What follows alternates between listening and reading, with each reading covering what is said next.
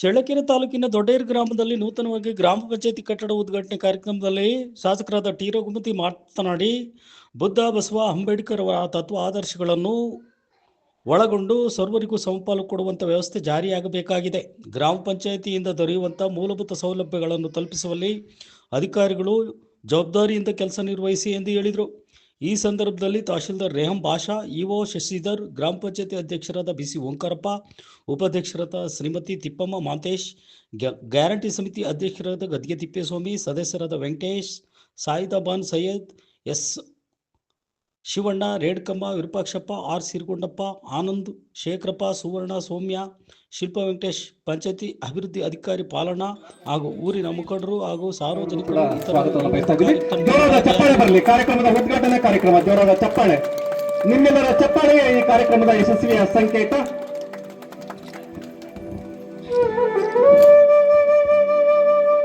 ಕರ್ನಾಟಕ ಸರ್ಕಾರದ ಜಿಲ್ಲಾ ಪಂಚಾಯಿತಿ ಚಿತ್ರದುರ್ಗ ಮತ್ತು ತಾಲೂಕ್ ಪಂಚಾಯಿತಿ ಚಿತ್ರದುರ್ಗ ಗ್ರಾಮ ಪಂಚಾಯಿತಿ ಘಟನೆ ದೊಡ್ಡೇರೆ ಗ್ರಾಮದಲ್ಲಿ ಈಗಾಗಲೇ ಬೇರೆ ಬೇರೆ ಟೀಕೆಗಳು ಬೇರೆ ಬೇರೆ ರೀತಿಯಲ್ಲಿ ನಡೆದಿದೆ.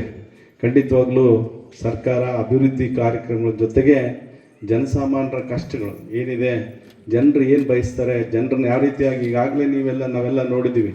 ಈ ನಾಡು ಬುದ್ಧ ಬಸವ ಅಂಬೇಡ್ಕರ್ ಅವರ ಒಂದು ತತ್ವ ಆದರ್ಶಗಳು ಏನಿತ್ತು, ಎಲ್ಲ ಮಾತನಾಡೋರು, ಎಲ್ಲ ಜಾತಿನಲ್ಲಿರ್ತಕ್ಕಂಥ ಸಾಂಸ್ಕೃತಿಕ ನಾಯಕರು ಏನು ಬಯಸಿದ್ರು, ಪ್ರತಿಯೊಬ್ಬರು ಕೂಡ ನಾವಿಲ್ಲೇನು ಜನ್ಮ ಹುಟ್ಟಿದ ಮೇಲೆ ಪ್ರತಿಯೊಬ್ಬರು ಕೂಡ ಸಮಾನರಾಗಿರಬೇಕು, ಪ್ರತಿಯೊಬ್ಬರಿಗೂ ಕೂಡ ಹುಟ್ಟಿದ ಪ್ರತಿಯೊಬ್ಬ ವ್ಯಕ್ತಿಗೂ ಕೂಡ ಸವಲತ್ತುಗಳು ಸಿಗಬೇಕು, ಅವರು ಉಪವಾಸ ಯಾವತ್ತೂ ಇರಬಾರ್ದು ಅನ್ನೋ ರೀತಿಯಲ್ಲಿ ಸ್ವಾತಂತ್ರ್ಯ ಬಂದು 75 ವರ್ಷ ಗತಿಸಿದ್ರೂ ನಾವು ಇನ್ನೂ ಬಡತನದ ರೇಖೆಯಿಂದ BPL ಇದರಿಂದ ಬರಲಿಕ್ಕೆ ಆಗಲ್ಲ.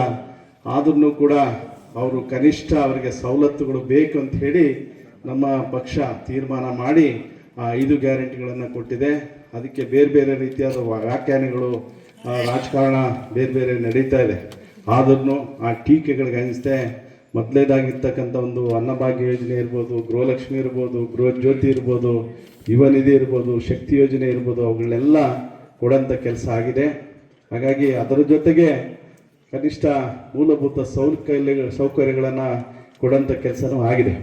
ಅಂಥ ಒಂದು ಸನ್ನಿವೇಶ ಈಗ ರಾಜ್ಯದಲ್ಲಿ ನಡೆದಿದೆ. ಒಟ್ಟಾರೆಯಾಗಿ ನಮ್ಮ ಪ್ರಸ್ತುತವಾಗಿ ಮಳೆ ಈ ನಮ್ಮ ತಾಲೂಕಿನಲ್ಲಿ ಸ್ವಲ್ಪ ಮಳೆ ಸರಿಯಾದ ಟೈಮ್ಗೆ ಬರದೆ